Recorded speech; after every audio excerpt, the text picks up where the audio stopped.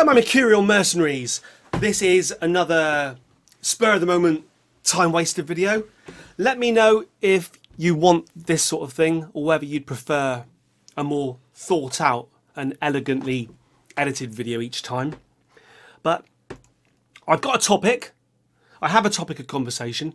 First of all, if you can notice down in the bottom corner of the screen there is a quite brilliant, beautiful cartoon of me. It's of me. And this was done by Ryan Draws Stuff.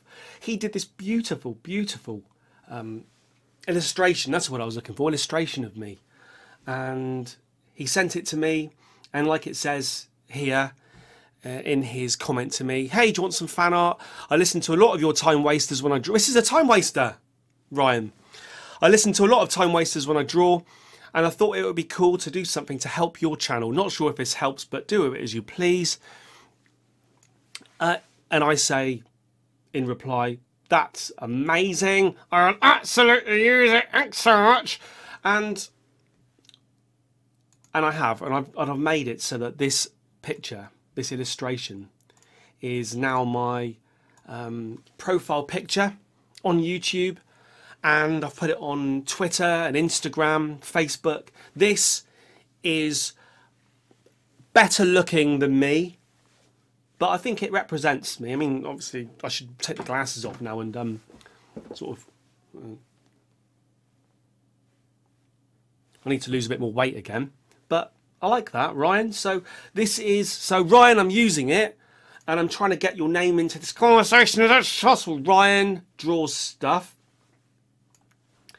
And like he says here, you can visit his site. He's on this deviant art site that I see so often. People doing, this is like the artistic version of YouTube. Ryan also did a video.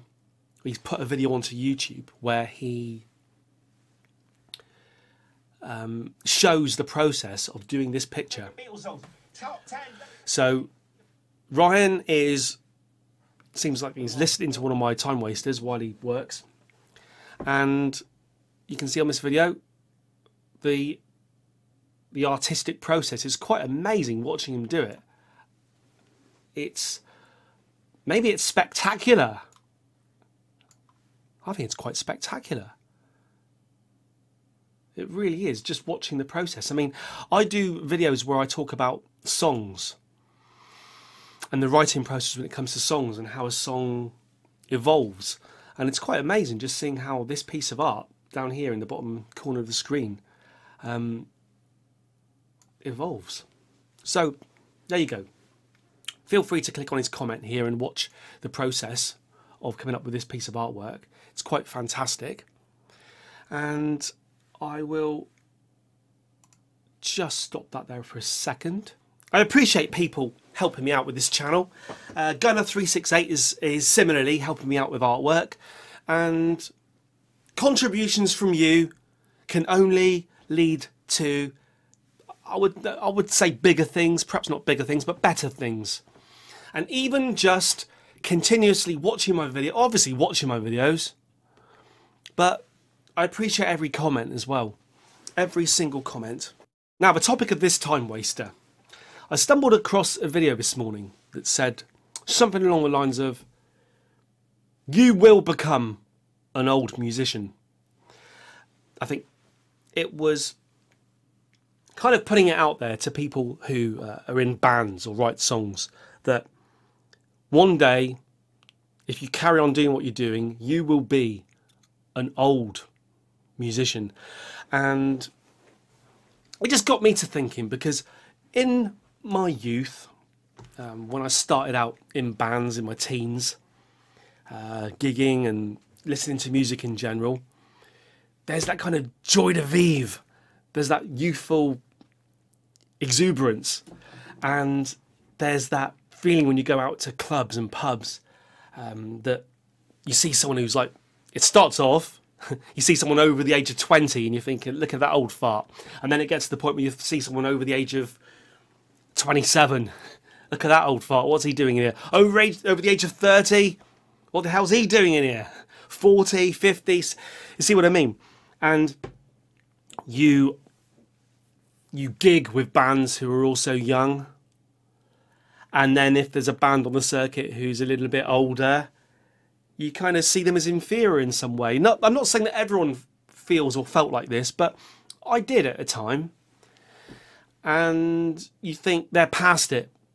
We can be successful. They've missed their opportunity. And you'd buy albums by bands that were youthful. So I'd be, in the time when I was gigging the most, there were bands like Oasis and Supergrass and whatever, and you'd see that kind of youthful spirit, and you'd all feel sort of camaraderie together, the youth against the old, and that's how it kind of should be, I suppose. You kind of rebel against the albums that perhaps your parents liked, or you rebel against the albums that society accepts as the norm, and that's usually through bands that have youthful spirit. So when everyone else, and that's probably that, and that happens today, I suppose. There'll be the general public enjoying bands like enjoying artists like Adele or James Blunt or something, David Gray, Craig David, and then there'll be a whole swathe of society, the youth, listening to bands that are being exciting and different, whether it's King Gizzard and the Lizard Wizard or the OCs or whoever it might be. And there's always that thing about rebelling against what's popular.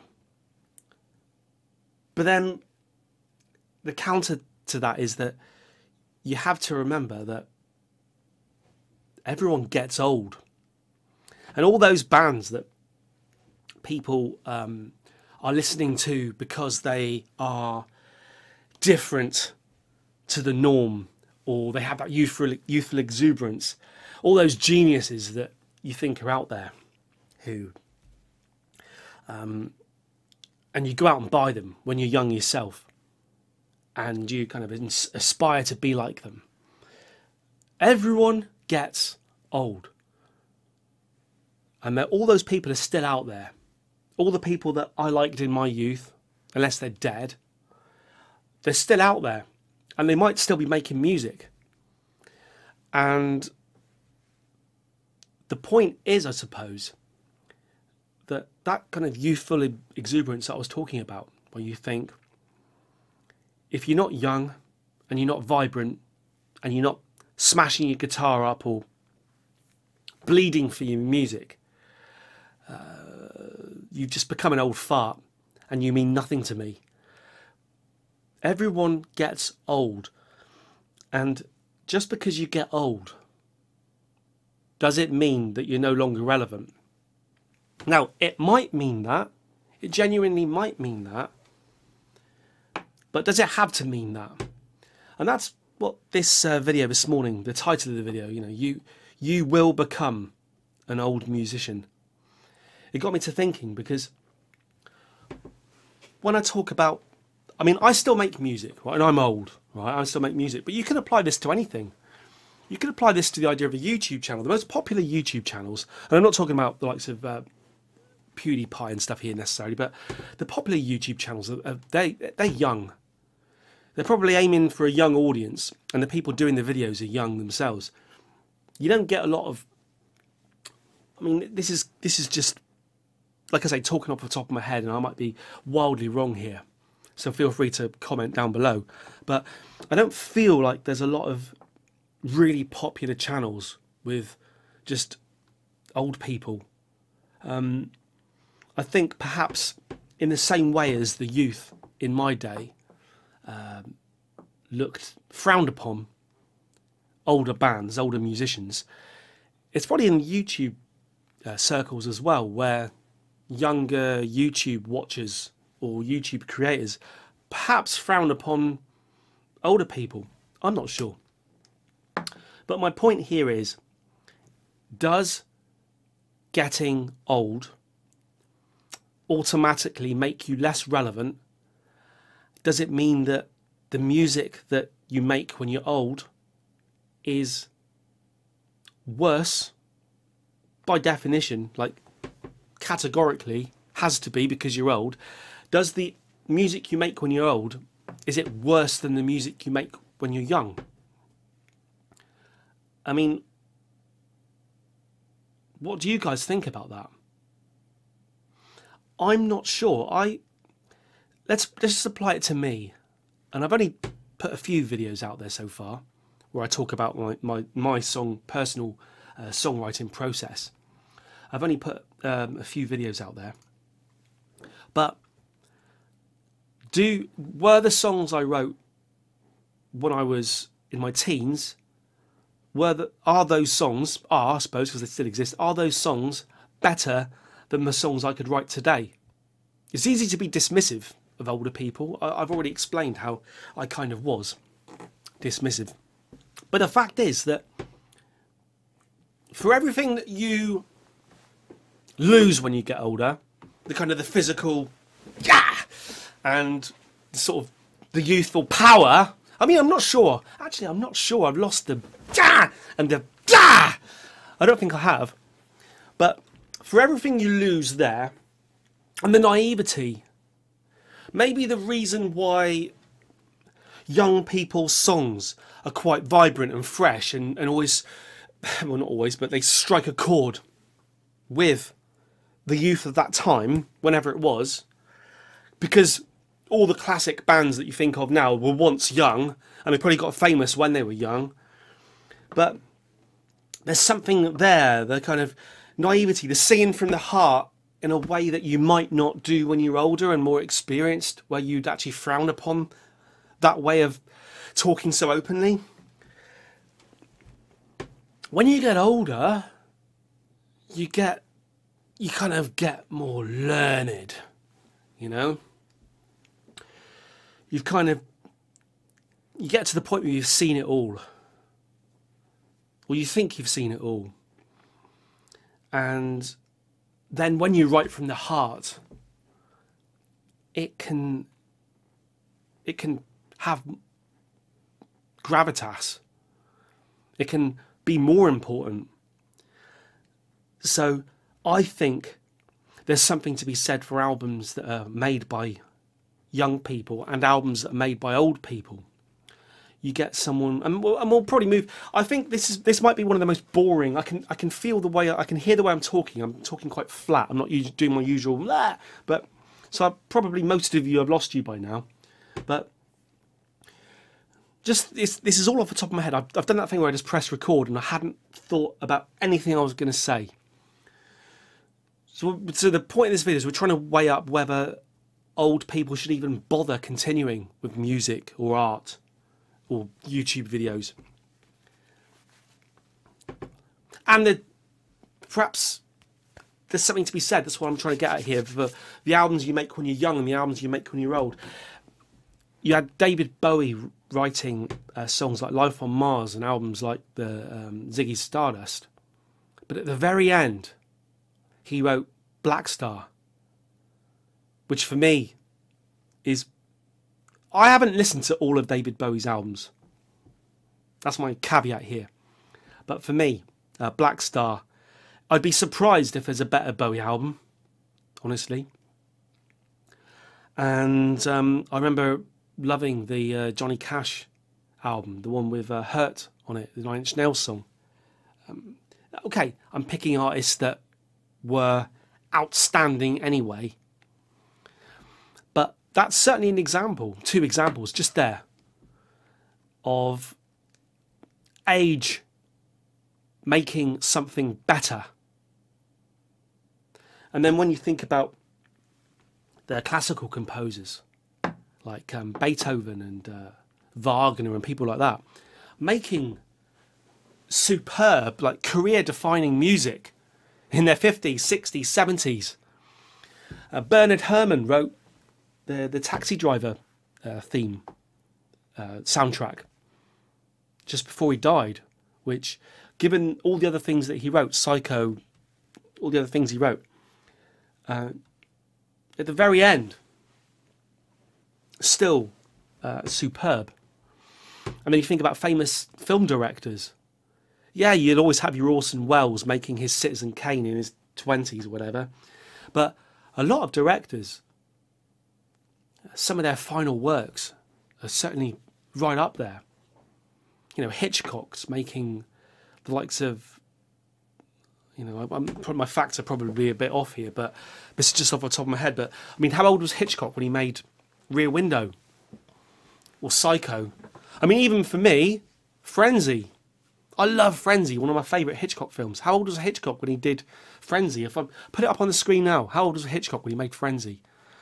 So, I think there is ageism in art in general, but especially music, because perhaps not so much film directors and artists, perhaps not so much. But when it comes to music, I was guilty of it, and perhaps even today, if I went into a pub and there was a band playing tonight and they're all in their 50s playing some blues or something, perhaps I'm just going to look at them and go, yeah, whatever. And you see a band of kids playing and you think, oh yeah, you know, it's that thing of, you see a band of kids, and I've had it on my videos where I've been talking about Greta Van Fleet, and there's a lot of comments. Now, I didn't much like that band. In fact, I tried to watch one of their videos and I just had to turn it off. The singer is a complete dickhead. I mean, I don't know, I've never met him, he might be alright, but he comes across as a dickhead. And I'm too old. I'm too old for all that shit. But a lot of people are just saying, lay off this band.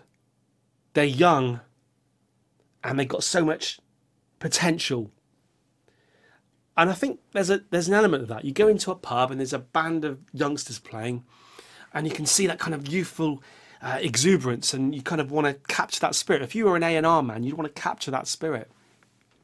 And you've got shows like The Voice and American Idol, Pop Idol, The X Factor. And honestly, if you're over 17, over the age of 17 or 18, you're already pretty past it. And The X Factor's funny because it even has a separate category for old people. You know, to just let the old people get involved, and it's something stupid like if you're over 25. I mean, I haven't watched it for a few years, but something like if you're over 25, you're in the old category. Over 25, you've got to be kidding me. And then you get to YouTube, like I was sort of coming full circle here, but YouTube, you big YouTubers, your Justin Biebers or whatever. Now, someone like me has no chance on YouTube. I might as well just give up. And maybe I will just give up. But, you know, while people are making art like that down there for me, while someone cares enough to do that for me, I mean, honestly, it's just, look at that. That is just fantastic. Look at it. Look at it. Look at it. Oh dear. Oh dear, dear, dear, dear, dear, dear, dear.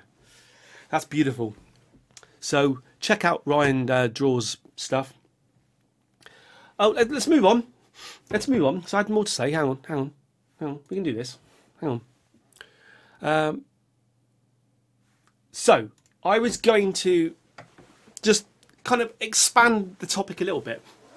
Artists who made it when they were old, just to prove here that not everyone was a youthful teenager. So we got Leonard Cohen, age when he made it, 33. I mean, is 33 old? X Factor says 33 is old. A lot of you watching this now will say 33 is old. When I was clubbing, when I was a youngster, holy shit, it's amazing to think about it now, given who I am today. But yeah, 33 was old. I'd certainly question what a 33-year-old was doing out. Shouldn't they be at home wearing their slippers? Saying that, Yeah, I know. Next, C6 Steve. Age when he made it, 65. Have you guys bought into this C6 Steve thing? Do you do realise that this C6 Steve thing, this is a BBC website saying this. Age when he made it, 65. Previous jobs, farm labourer, cowboy, busker. In 2007, at the age most people are inquiring about a bus pass, C6 Steve won the Mojo Award for Best Breakthrough Act. He was a musician all his life. And this whole C6 Steve thing's a persona, and he invented the whole backstory about being from nowhere. Susan Boyle, I mean, that's pretty genuine, isn't it? Susan Boyle, 47. And let's face it, I mean, I don't think many people watching this channel are going to big up Susan Boyle. But the fact is, she's probably a multi-millionaire now. And she just turned up on that programme at the age of 47. So, I don't know, I'm not really making my point here at all. I don't know what I'm doing. James Murphy, LCD sound system. He was 32. Debbie Harry, that's an interesting one. Debbie Harry, she was 31. Ian Jury, 35. Bill Withers, 33. Garbage. Members of Garbage, 42, 40, 36. I'm not sure you can really include Butch Vig there, because, yes, he got famous with Garbage when he was 40, but Butch Vig was big anyway as a producer, wasn't he? Peaches, don't even know who that is, 32. Charles Bradley, I like that one. Age when he made it, 62. Previous job, James Brown impersonator. John Grant, 42. Andy Summers from the Police, 35. Great albums by artists over the age of 50. Let's just have a look at this. I'm trying to back up my point here, which is perhaps a lot of artists are bookended. They make some great stuff when they're young and vibrant, and they make a lot of great stuff when they're old and wizened. I'd like to think perhaps I'm like that.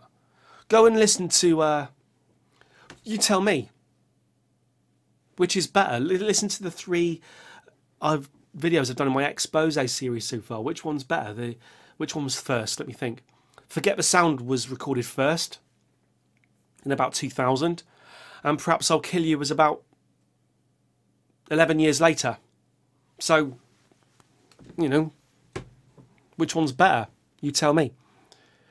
What have we got here? Let's find an album that I actually know. Primal Scream album, which I haven't listened to. More Light. Bobby Gillespie was 50 when this album was... I don't really know what that means, edited. I mean, recorded? What do you mean? These could be wrong as well. This is just off some bloody website. Bjork's Utopia. I own that album. No, I don't. No, I don't. No, I just recognise the album cover. I don't own the album. I don't think I've ever even heard it. Bjork was 52 when she recorded that. The Flaming Lips. I've done a review of that one once. Wayne Coyne was 52 when this album was edited. There you go, look. Angelo Badalamenti recorded the soundtrack from Twin Peaks, which is great, when he was 53.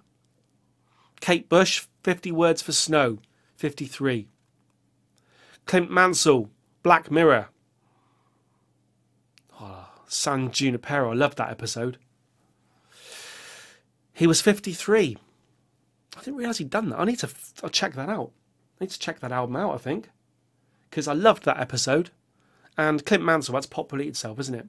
Never much of a fan, but he's done some stuff. Since his youth, I think he's better than his youth. Definitely. Leonard Cohen, I need to listen to more Leonard Cohen. I think I would enjoy albums by grumpy old men. I don't listen to enough albums by grumpy old men. David Bowie, Heathen. I mean, they're bigging this one up because saying he was 55 when the album was released. But I think Black Star should be there, really. Bob Dylan, I mean, Bob Dylan's gone in and out of relevancy. I mean, are these great albums? Some of them are. Nick Cave and the Bad Seeds, Skeleton Tree. I've never listened to it, but I think it's had some rave reviews. 58, Swans. Lots of people wanted me to listen to Swans. Michael Gira was 60 when the album was edited. Is this the same Swans that people want me to listen to? Or is there another band called Swans now? I don't know. Muddy Waters, 61. Tom Waits again, 62. Scott Walker, 63. Paul McCartney. Someone's rating this album by him, Chaos and Creation in the Backyard, 2005. He was 63. Oh, like I said earlier, Bernard Herrmann's soundtrack for Taxi Driver. So he was 65. And that's just absolutely phenomenal. Bowie's The Next Day. He was 66 when he did that one. the sentiment of the video that inspired this was, you will become an old musician. So when you're going to your gigs and you're jumping around and you're sweating and you are valuing the youthfulness of the bands jumping around and sweating on the stage and releasing 5 albums a year, and you're frowning upon you're frowning upon the likes of Rod Stewart going on Strictly Come Dancing, or Alice Cooper on Strictly Come Dancing, or you're frowning upon Adele or James Blunt or all the other coffee table bands I mentioned. Just remember that not only will the musicians that you love get old, but you'll get old too. You'll get old too. Which leads me on to the topic for, I think, another video, which is, there comes an age where I think your average person just stops listening to any new music and gets, they say it happens with clothes and clothes style as well, what you wear, but certainly when it comes to music, there comes a point and most people will listen to nothing new after that point. They'll only listen to that music that they love, and I want to probably do another video on that, and that will probably hark back to my theory that time machines do exist. Music is a time machine. And that's the reason why people don't listen to new music. They only listen to the music they already know and love. So anyway, I know that was a bit more of a downbeat video than I usually do, but let me know if you want more like this, or whether you just want me to, just let me know what you want. Just thought I'd say hello, really, and thank you very much. Over and